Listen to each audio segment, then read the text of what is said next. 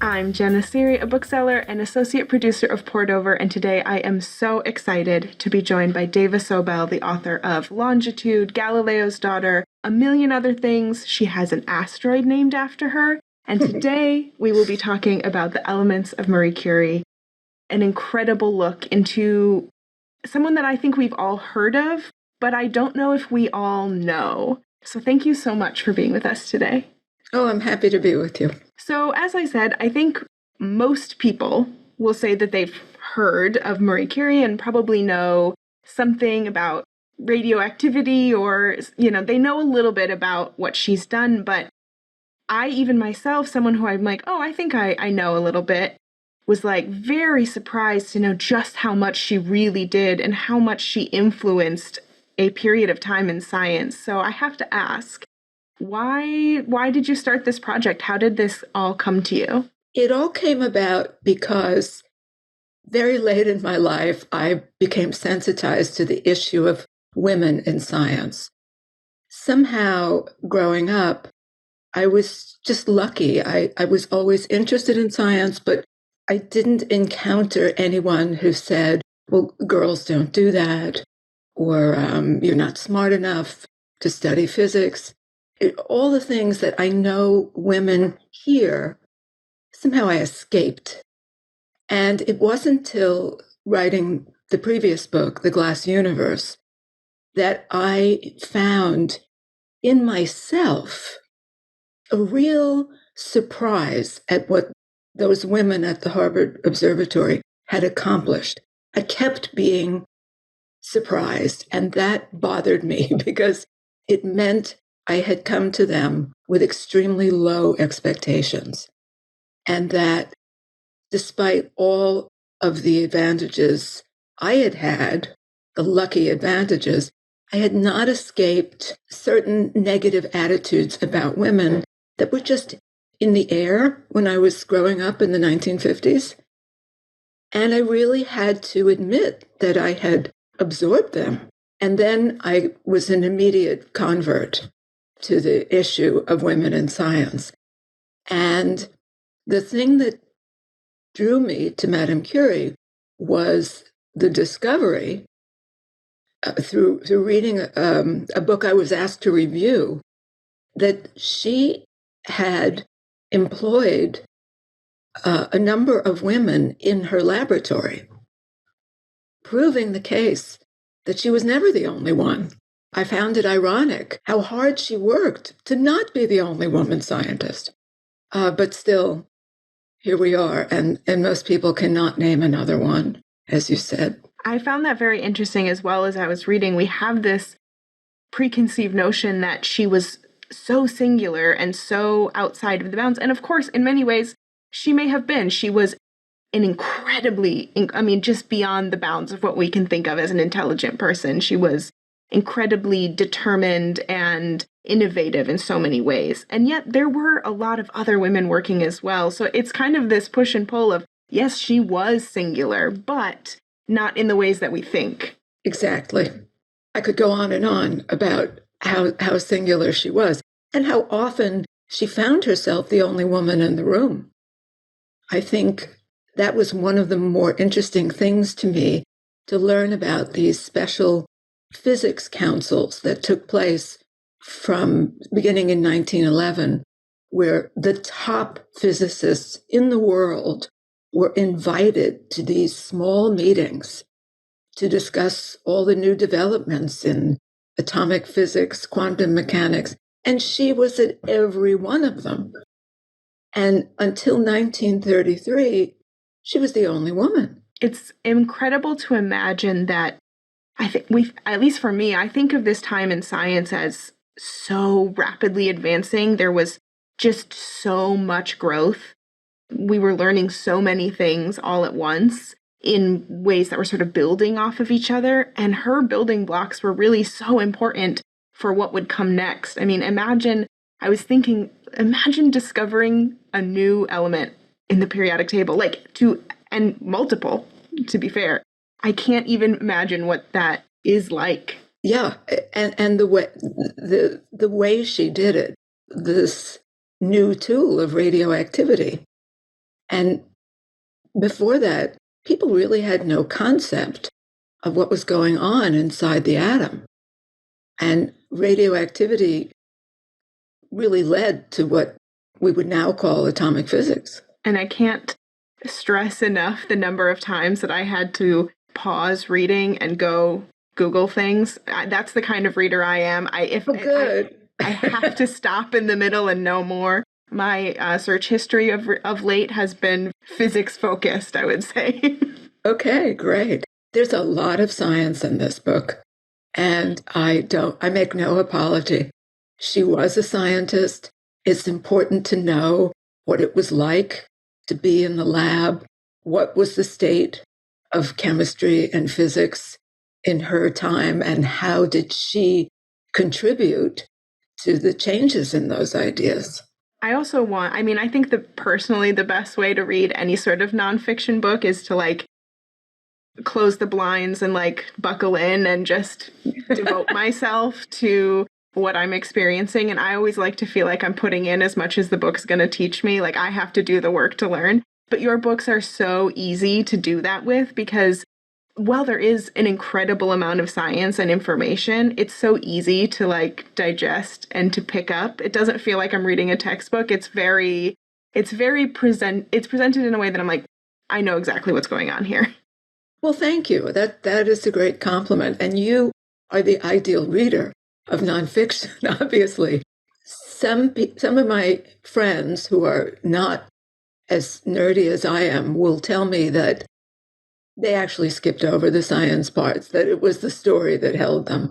And that's okay. Yes. There's a lot. I mean, if you're just here for story, I mean, she certainly lived a dramatic life in many ways. I think much maybe to her chagrin in some instances that Definitely.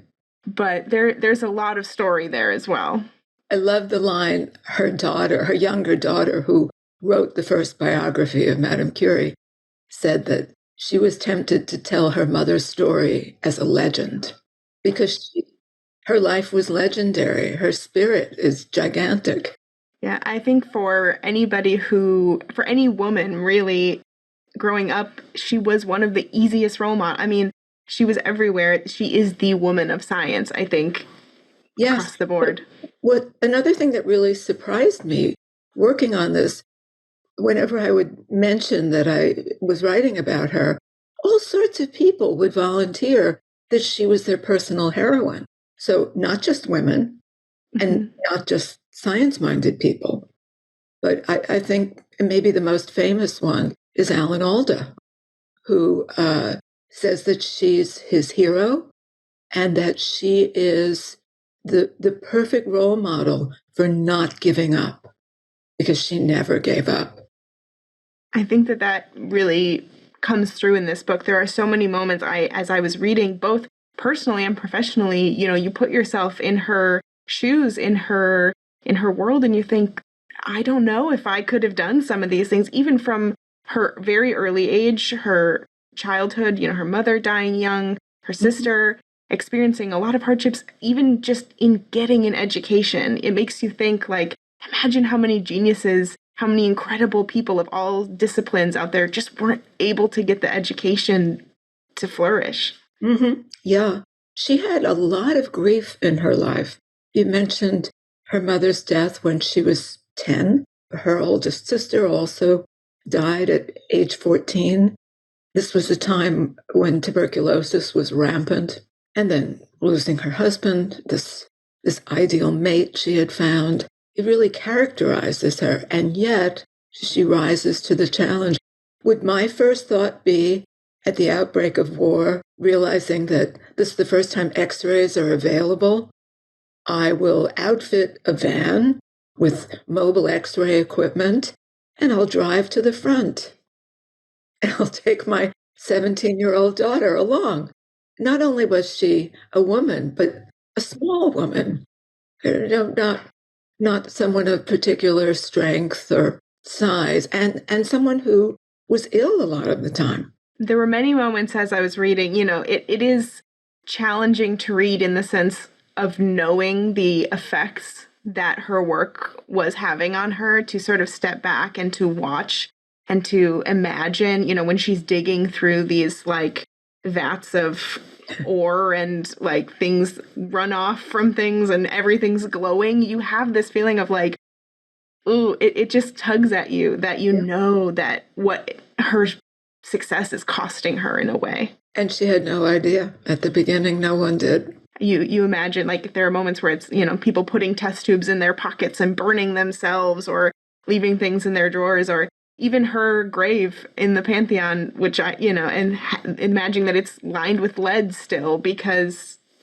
there's radioactivity. It's wild to think about that in reference to what we know now.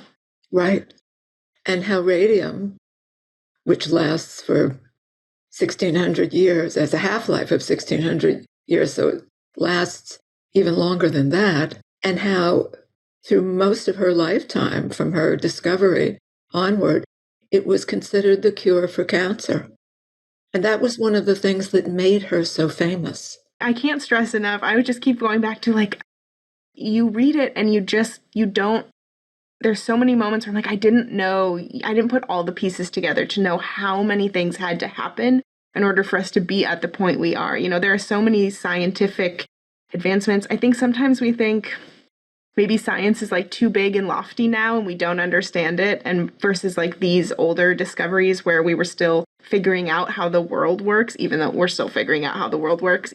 Yeah. It feels like a different connection, the way that these scientists were really working with hands-on, hands-in their experiments.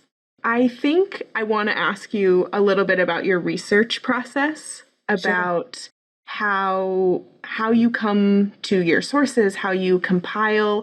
This book, like you said, is full of science. There is so much in there, but yet there is also so much story and beautiful writing. So combining those things and really getting into that research itself. When I started, I was planning to go to Paris and to work in the National Library and the Curie Museum. And there was a pandemic going on, so I wasn't going anywhere. Nobody was going anywhere. But fortunately, because Madame Curie is Madame Curie, almost everything is available online. So all of her papers, all the proceedings of the French Academy of Sciences going back a few centuries, you can read everything online. And her personal materials have also been digitized. So there are lab notebooks, and there's the journal she kept of her grief in the year following her husband's death, this handwritten journal, and you can page through it. Also her notebook about the growth of her two daughters. What did they weigh? How were they progressing through mostly their infancy and very early toddlerhood? And so I had that, but it's all in French. I had really good high school French, and I'm fluent in Italian, and the grammar is the same. So really, all I needed was a good French dictionary. And then there was the question of the other women, because the whole point was to show how she had welcomed in these women that she hired or mentored. The Curie Museum had been looking at that and saving records. That's how I was able to get at the information about them. A couple of them have really been treated in individual biographies. Harriet Brooks, for example, the Canadian woman who was the first woman other than Marie to work in the Curie lab. There's a whole biography of her, which of course I read and I spoke to the authors. But the hardest thing was the science, because I learned science after all of those discoveries were made. So nowadays, if you go online, as you like to do, and you look up atomic weight, what is the difference between atomic number and atomic weight?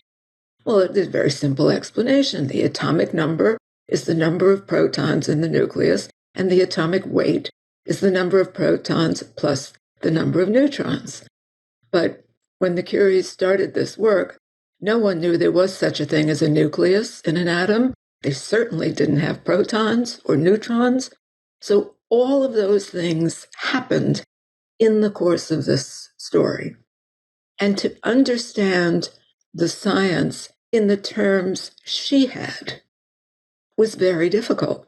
I struggled with that, and I can often find a tutor in something, but the chemists I talked to, they knew modern chemistry.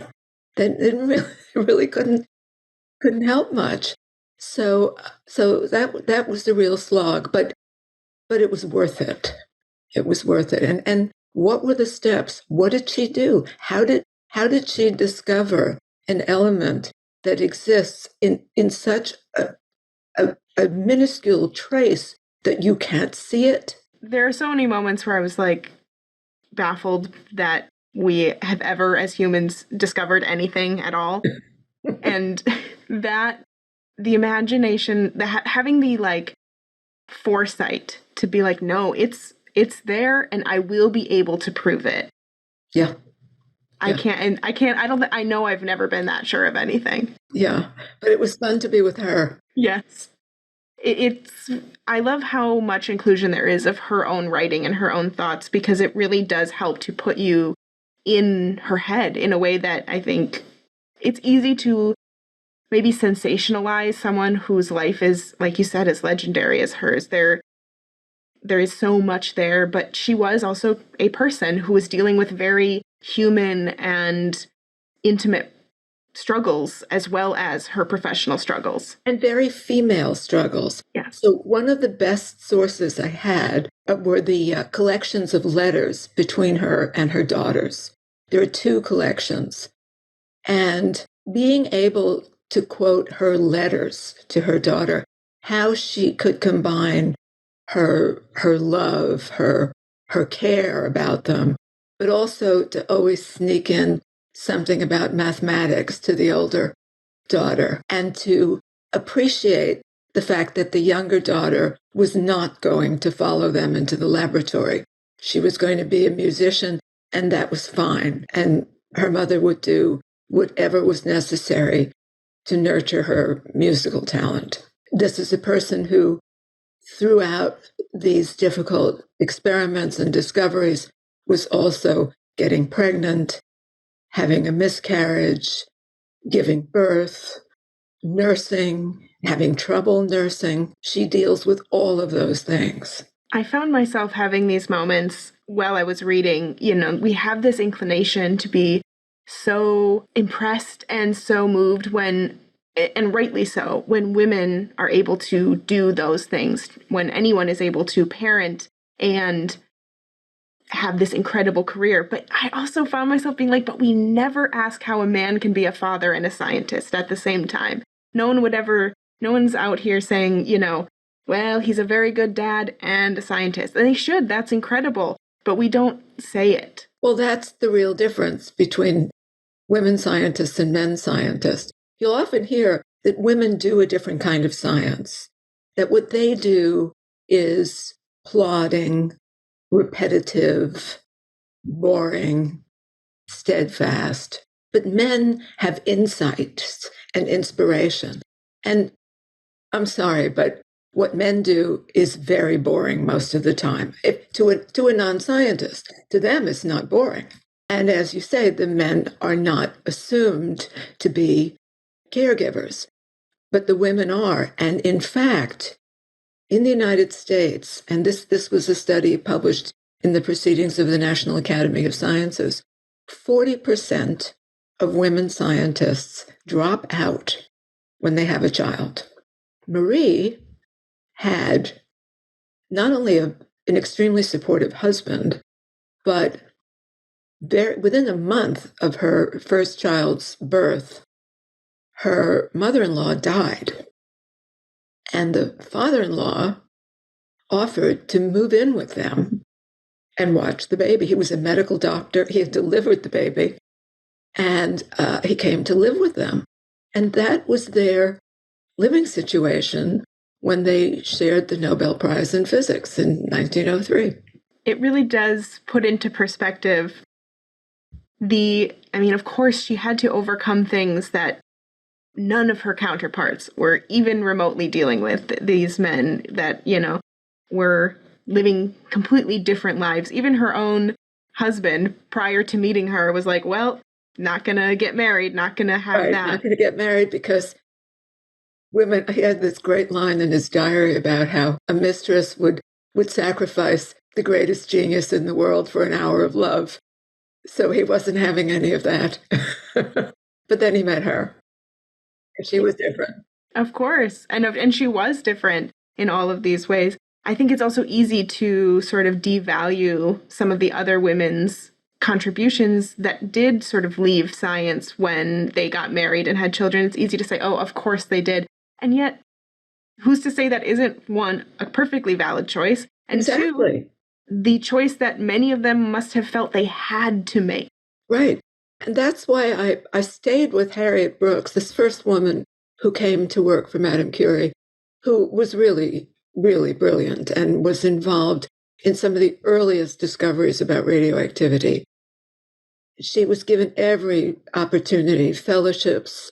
She's from a very poor family, but she had these fellowships that enabled her to attend university and then go abroad to the Cavendish Laboratory in England. And then she got married and she just quit. And I followed her story because not only did she have 3 children, but she developed an attitude about women in science where she was actually saying that women were not cut out to do that work, even though she had done it and she had worked for Madame Curie. I had to wonder if that was some kind of rationalization for her to turn against herself in that way.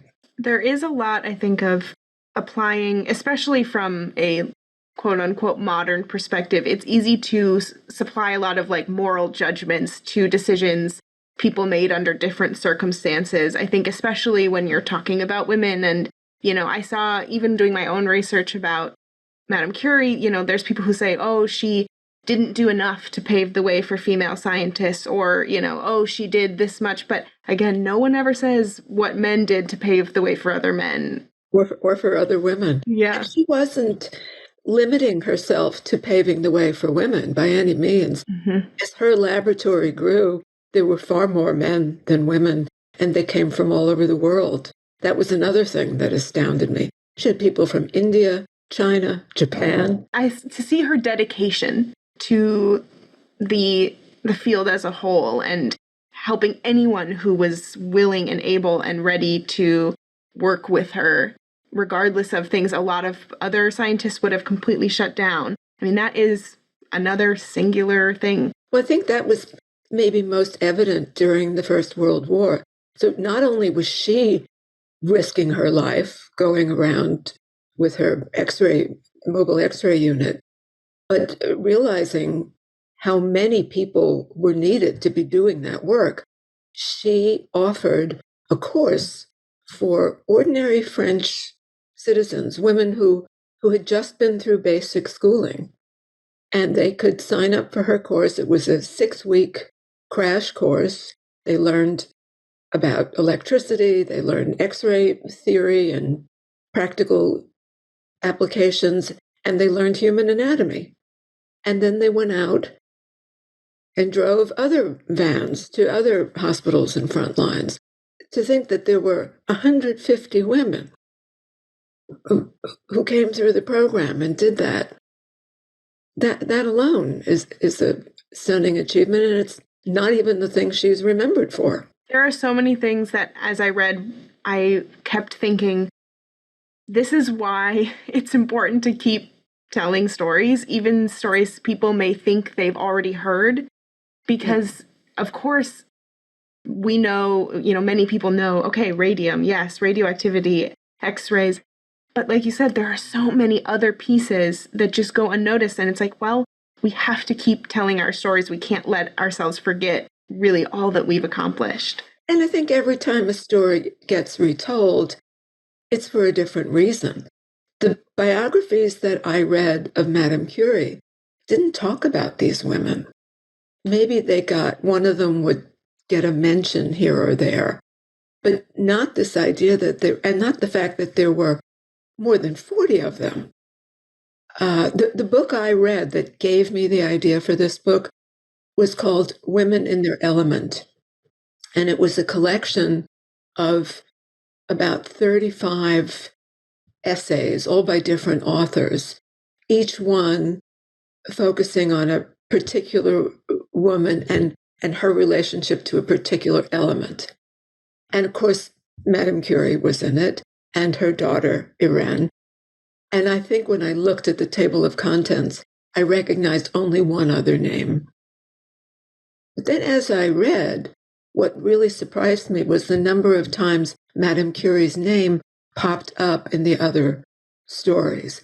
And by the fifth or sixth one, it really felt like there was a network. Like, what is going on here? How many women worked in her lab? And that's when I was able to be in touch with the Curie Museum. A woman named Nathalie Pijard-Micot had put together in French a catalog of all the women who worked in the lab with some. And when I saw how many there were, I thought, this is something nobody knows about her. That was my focus, my way into the story. And at first I thought about really not talking about her much at all, just focusing on the women and bringing her in here or there when necessary. But my editor, I checked in with him after about 5 chapters. This is George Gibson at Grove. And he said, no, we really want to know her story. Sometimes the editors know. Yeah. Yeah. And I think that the way that it's woven together really does highlight both pieces so well. And yes, we're learning about her and her incredible life, but also watching all of these people come into her orbit as she goes. And it's really very interesting to see who goes where and how all the pieces fit together. And I love how a lot of them went home to their own countries and became the first female professors there. In that sense, it's another impact she had of normalizing the idea that women are scientists. And for all the struggles that she did encounter and all of the sort of roadblocks that she may have hit, there were also so many moments where people just could not deny her because she was so brilliant and she had the science to back it up. I think especially when she was first starting and working with her husband and him being like, no, this is really her. People always looking to him and he'd be like, no, look over here. People were always assuming that because she was his wife, she was just his assistant and he was really the brains of the operation. But he was very good about that, very clear. And I loved how she had a British friend who was also a physicist, married to a physicist, and they intentionally did different research so that she would not be mistaken for his subordinate. I can't tell you how many times recently I've walked around and been like, did you know she's still the only person to have a Nobel Prize in 2 disciplines of science? Different sciences. And and likely to remain the only one. It's one of those prizes that, now you can't most people don't know the names of the people that are winning the science prizes now. They're maybe not always household names, but not at all. Yeah. And especially when you really get down to what they're doing, you're like, I think most people would be like, oh, I can't get involved in that. That's too big for me. And I'm like, no, I promise. Give it a try.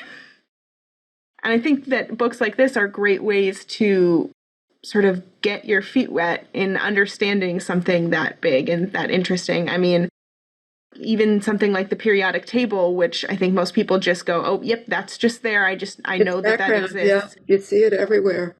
But to imagine how it's created. It was not complete at that time.